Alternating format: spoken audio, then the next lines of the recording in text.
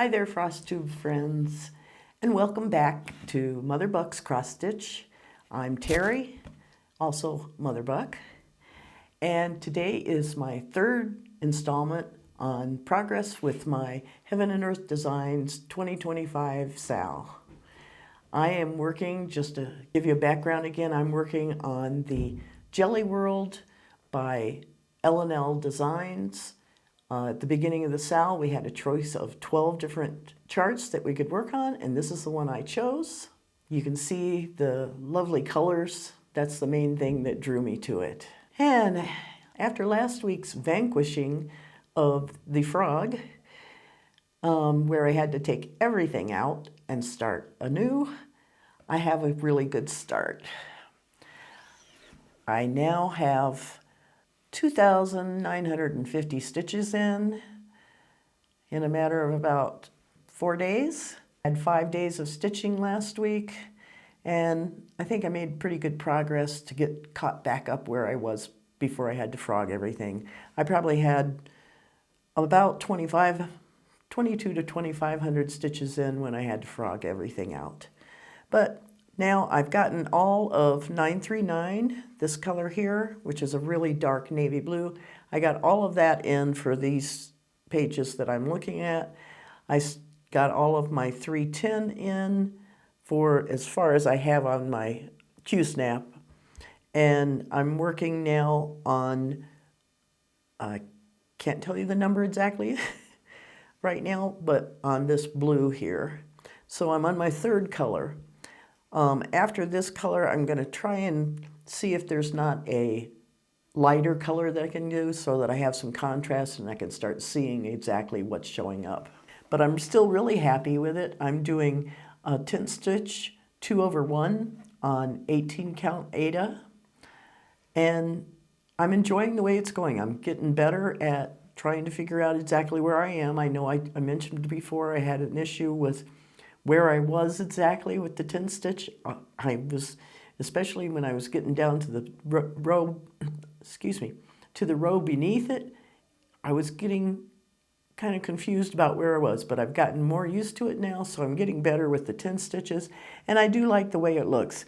There's a little bit of light in between the stitches, but I know as I fill in and after I wash it, it's all gonna plump up and it's gonna look beautiful. I do like the way it looks even now, even with the spaces in there. And now I'll talk about my WIPGO progress. This is my WIPGO board. And I mentioned last time I had completed the Monopoly with the 200 stitches. And my next one was 11, and I called for 1 hour of backstitching on some project that I had that still needed some backstitching done. And so I started on that. I think I only have about 20 minutes in really so far, but this is on my mason jar lineup from Dimensions. And this part right down here, I'll show you, did not have any backstitching at all. And you can see I've done about 20 minutes worth of backstitching just to get the bottom of those jars. The way my chart is, the way I printed it out, it's got a page that's just this portion of the bottom of the jars, and so that's what I started with.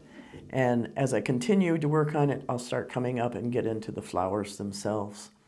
But I'm about a third of the way done on this part of my WIPGO page, and when I complete the other 20 minutes, I will have the other 40 minutes, I will have my WIPGO board complete for January. And I'll be all set for February. I don't have a whole lot more to talk about today. I'm hoping that I'll have a lot more to show you next week. I generally only have about 5 days that I can stitch and 2 days of the week that I have obligations. So in those 5 days, I'm trying to really push myself to make up for the 2 days that I don't stitch.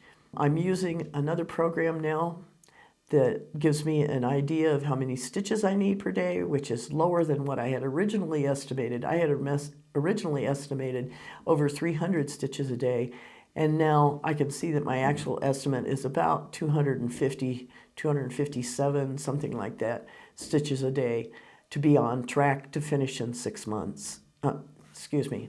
to finish in a year, because I am using the entire 90,240 stitches in my calculation, not just the amount that I have for now through March. But anyway, hopefully I am right on track.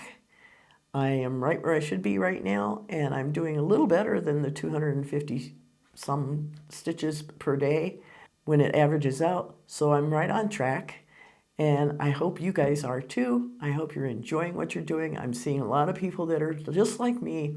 They're having something come up where they have to restart, or their materials are a little bit late and they're having to just now start. Not a problem. We all work at our own pace, and they still all look beautiful. I look forward to seeing yours and hearing how you're doing. And until next time, happy stitching.